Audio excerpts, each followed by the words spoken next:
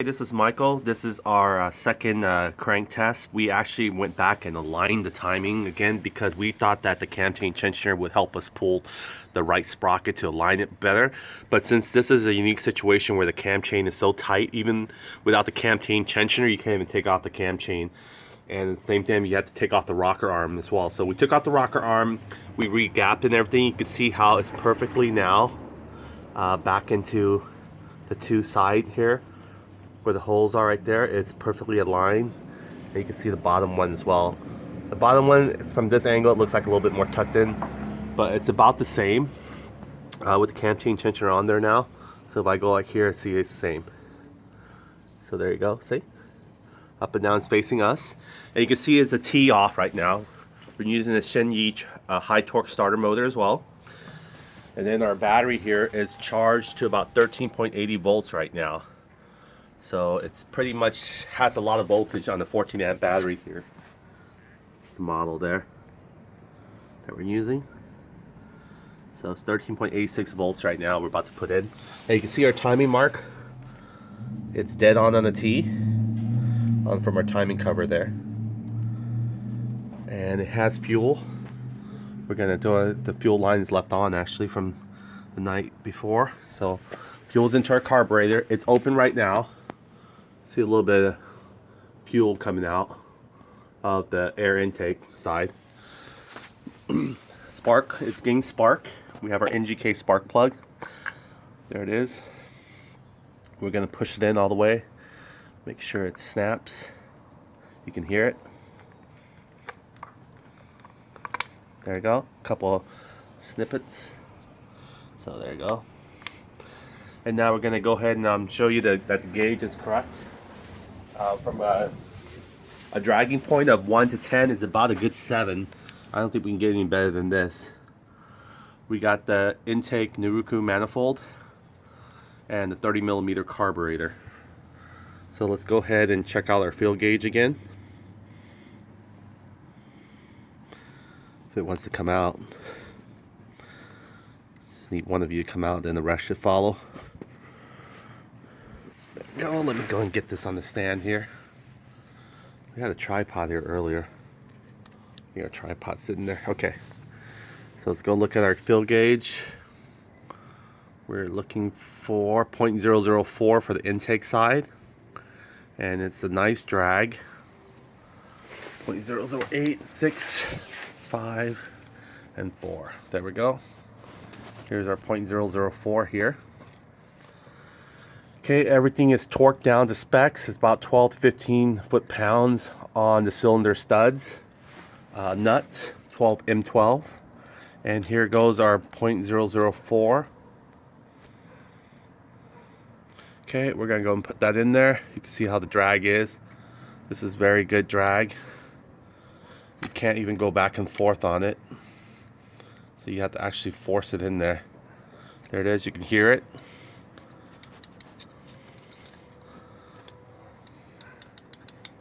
See that? Our chain is very tight, even again without the cam chain. I hope you can probably see inside. Let me see if I can lighten it.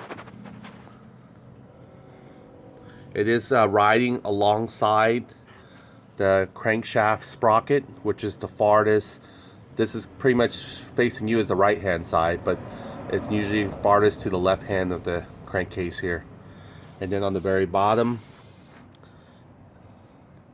there it is. We're going to test out the 0.004 for the exhaust side. I mean 0.005, sorry.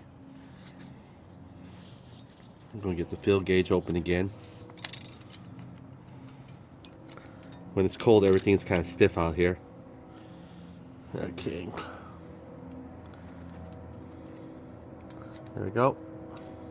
Now you can tell also that it's very, the 0.004 on the exhaust, you cannot put the 0.005 in there. So I'm going to try it. This is 0.005.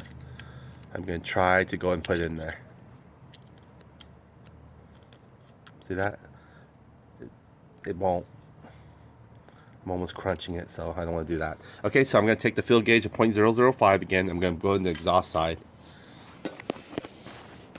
There we go. Try to get a leverage here, an angle. Okay, you guys can see it. Okay, 0.005.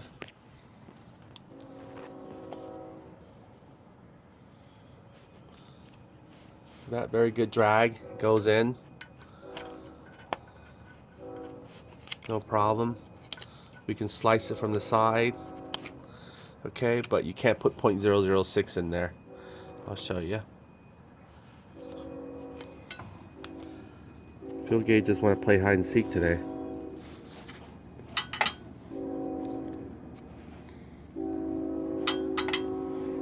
There we go. Let's get it all open there.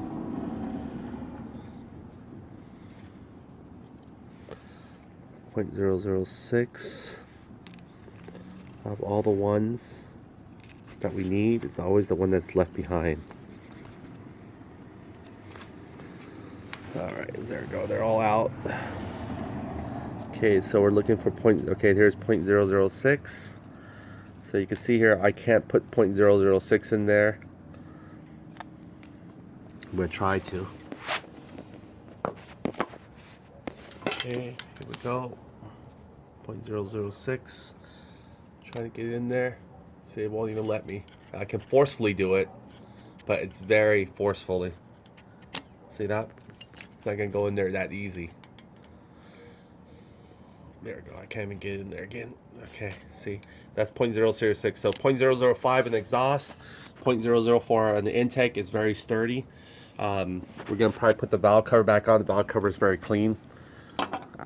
The compression on the valve cover, we're gonna torque it to about 5 foot-pounds. So everything is there. You're gonna watch me torque it. There we go. Let me go and get the tripod, that way you can see me screwed in. We're gonna also get the battery in shortly. So here goes our tripod. Let me set that up. Okay, this is our pretty much our adjusting. Again, since we put the re-brake of the cam chain, we want to see it actually holds. Again, we tried 47 cam chain. It was way too loose. Even when we put the cam chain chincher in there, for whatever reason, the chain guide, even though we extracted the chain guide forces the top level chain guide to actually ride on the side of it, because it was just so slopey in the bottom there, even though it was hooked onto the other end of the crankshaft. We're not sure why that happened. So let's gonna go ahead and put the valve covers on here. Our grounds are proper. You can see here we got all the leads here going to ground. This is our sort of like a little ground hub here, but it comes to the negative of the battery terminal, and it splits off to all the electrical lights and everything. Our ground is pretty solid because our light are not flickering like it used to be, or dimming, because it has the current has a good solid path for it to travel now. So we're going to go ahead and hook up our valve cover here. We can put our crankcase ventilation here is open-ended. You'll probably even just leave it open for now for testing, but we'll just put it in there just to make sure everything's in there.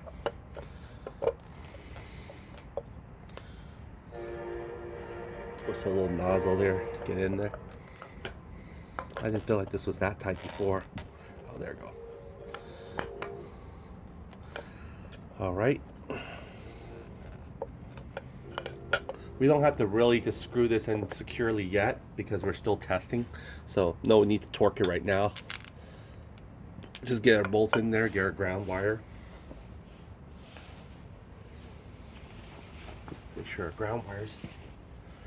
Go and get the wires for the ground. We're going to get that bolted on. We're going to put the battery in. And we're going to do a crank test again.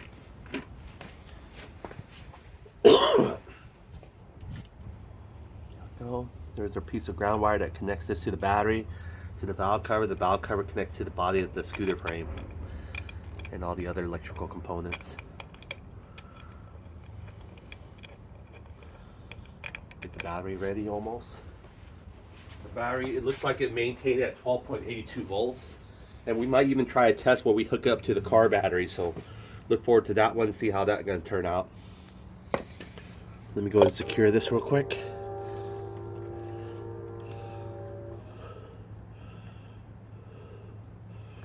Find where the hole's supposed to be, of course.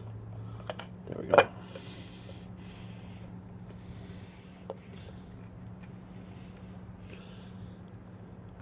So it looks like everything is picture perfect here.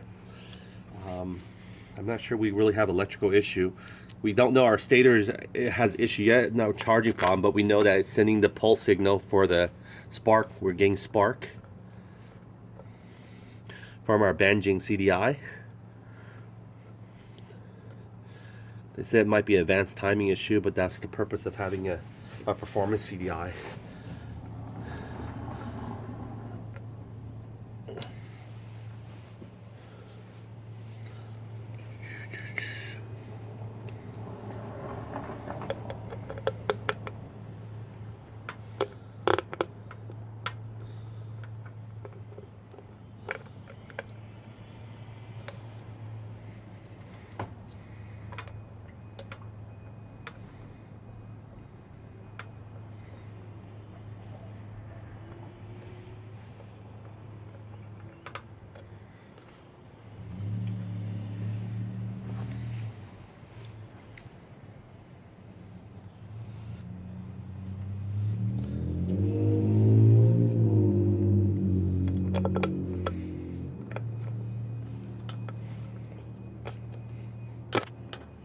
Okay, we're gonna get that last 4 bolts just on there real quickly. Again, this is just prevent the oil from leaking out. It's not gonna change our performance or our results of our cranking, but it will help us just to make sure our oil is not gonna shoot out. Same thing with our time chain tensioner.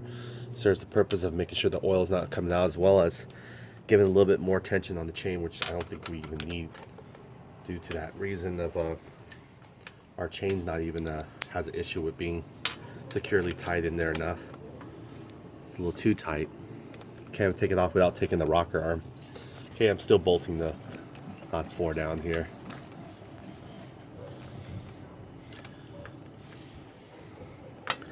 All right. There we go.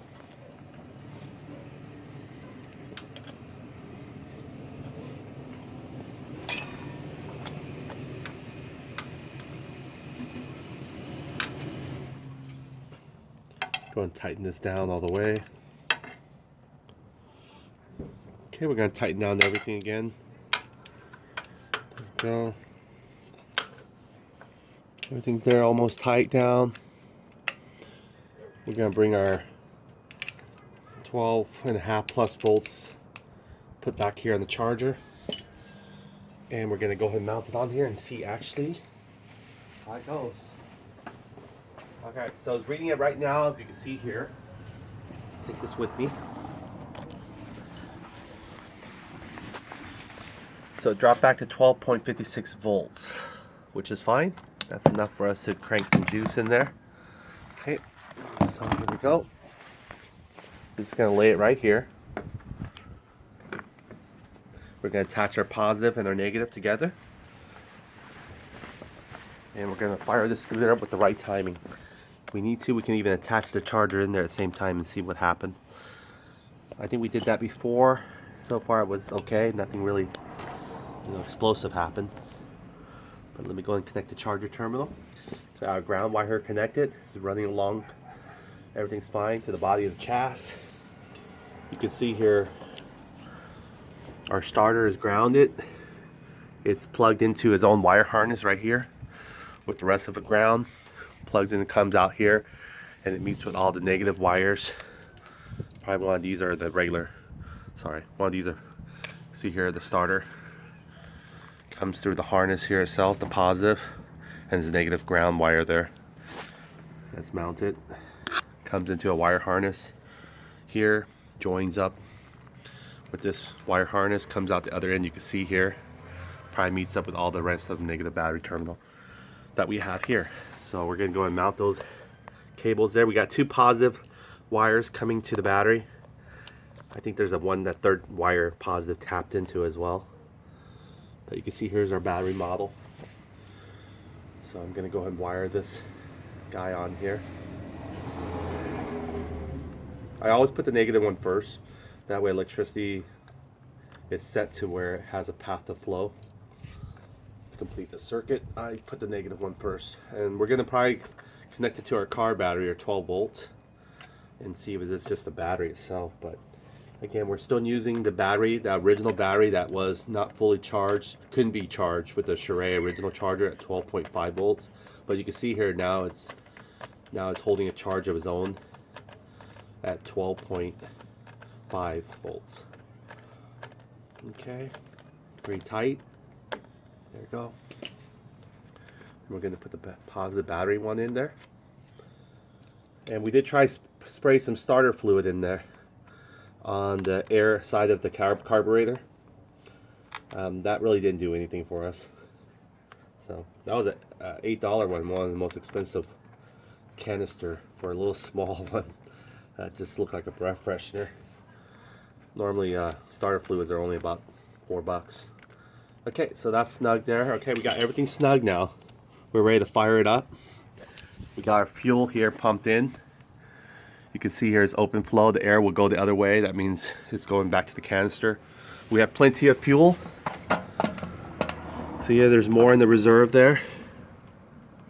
See that? So the fuel is less than what, 2 weeks old now? Since New Year's, we filled that up.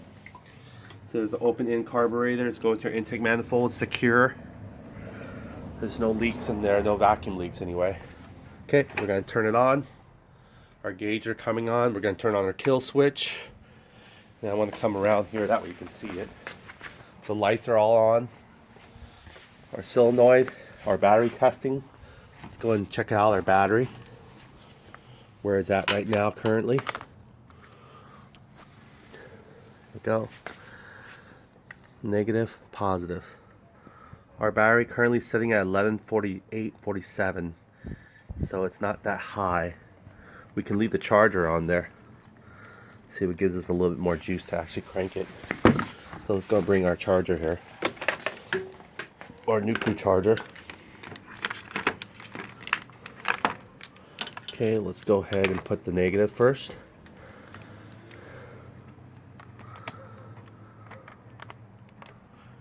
There you go. Negative's clamped on there. Then we have our positive one. Oh, take a look there. See, it reads right away. It tells you it's a lithium. Lithium. It's charging. 3.58 amp. Very fast. We could put a reading on it right now. We could see where is it at. Negative, positive. It's 11.69 climbing, so we can wait for it. Yeah, this battery might not be holding a good charge.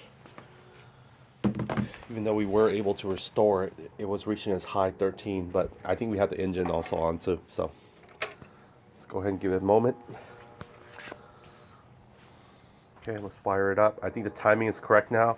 We saw our fuel gauge. We have engine oil. See here. Let me go and get something. Throw off the cap.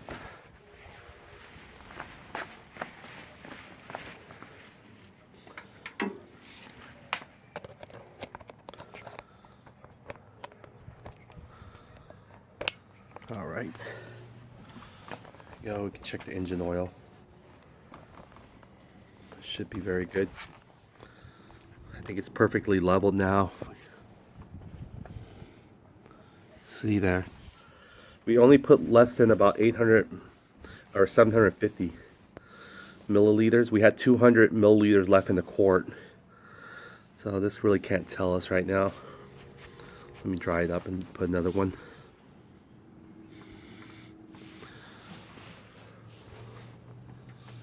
Okay, you can see here it's just above X just a little bit. This is perfect. So we use the 1040. We use the Blu-ray brand.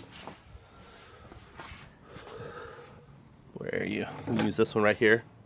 1040, that's what it says on our user manual. Even though our sticker says different, 1540, but our user manual was pretty much what we went by. So we got the engine oil in there. We'll cap it back off. There's no oil leak or anything. Our stator's still on the true timing. And I'm going to turn it manually so you can see it, how it easily turns. I'm turning it one hand. This one's a little tighter, but I think there was just a compression. See that? Oh, it's tight again. There it goes, loose again. There we go. I hear it. Do you hear it? Hear that sighing noise? Okay, let's go and check our battery. It's going to the green level again. And let's see where it's at.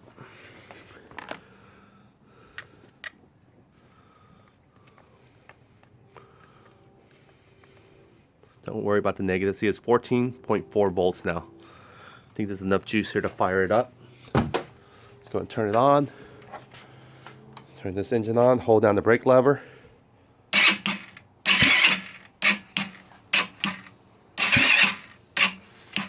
Now it stops.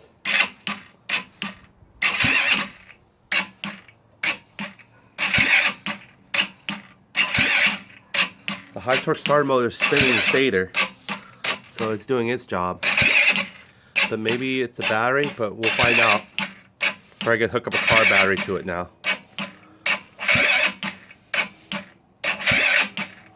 We need some jumper cable. Okay, let's go and turn it off. Alright, so let's actually even get another Shorai charger here. I mean Shorai battery, and see how that one goes. Give me 1 second. Let me go and get the Shorai battery. Okay, I got the other Shorai battery, and let's see what this one reads first before we put it in there. We need to recharge or anything like that, because it's been tapped to about 14 volts prior, and we want to make sure. So there's the existing one in there right now, and that voltage, let's see how it charges it back. We pretty much just left it here for about a minute while I got the other battery, so let's see where it's charging now. Oh.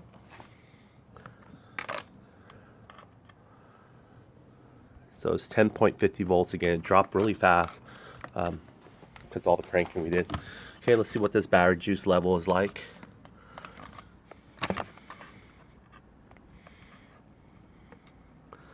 Don't worry about the negative or positive. So this is 13.40 volts, so we can just use this one here. So let's go and swap it out. This is the brand new one here. You can see it has the black dot, and this one has a green dot. I'm sure you can see it, but here. See there? It has a green dot on the sticker. That one. So this one has the black dot. Okay, they're both the same model number battery. So let me go ahead and try to remove it. Unscrew that one off. Take out the charger.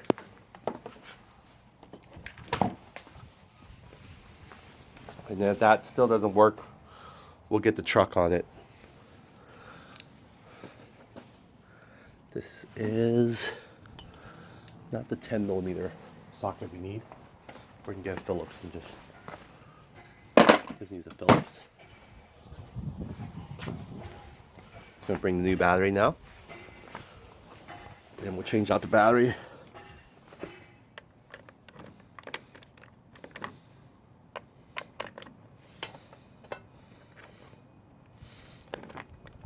Lefty loosey. Oh. I'm going to put this on a tripod, be easier to do with both hands. Okay, we got our timing and everything there. It's just the only thing different I could tell is our cam chain. Sometimes it feels like it goes loose, sometimes it feels like it's stiff.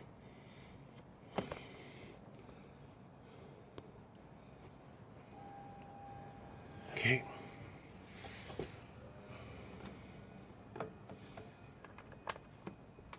There we go.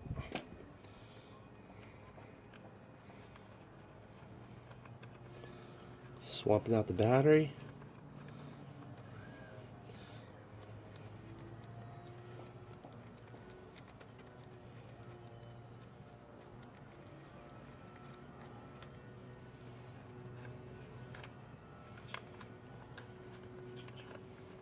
Okay, again, remember, keep in mind that this is the green labeled one.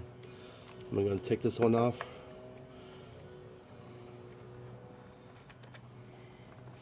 And I'm going to go and bring the black label one. This is the replacement that holds 13.5 volts currently. Okay, see there. Oh, there it goes. This is the black label. totally different battery now. And this has its own terminal. We can just use this.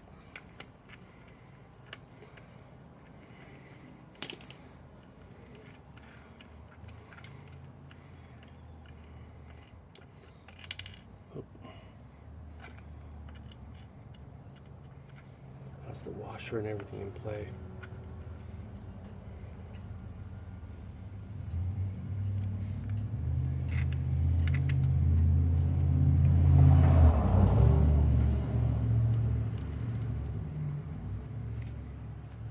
Okay, we got the negative terminal on there. You can see there.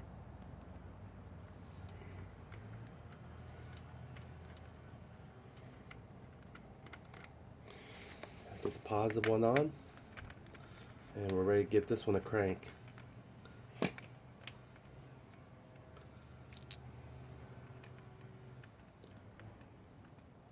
Before we give it a crank, we'll test out the voltage again, so you can see here it's the same 13.5 volts before we start cranking it.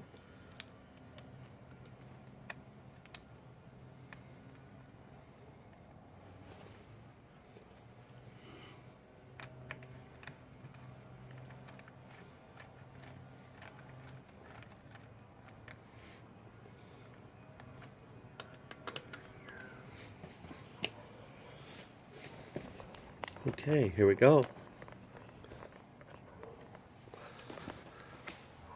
Alright, so it's on there. Gonna get our voltmeter. Read the voltage on this. It went to sleep mode.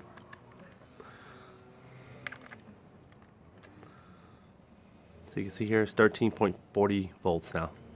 Alright, so we're gonna use this one to crank it over. Turn on our engine. See there, almost at the high 12. Turn on our kill switch. Let's crank it.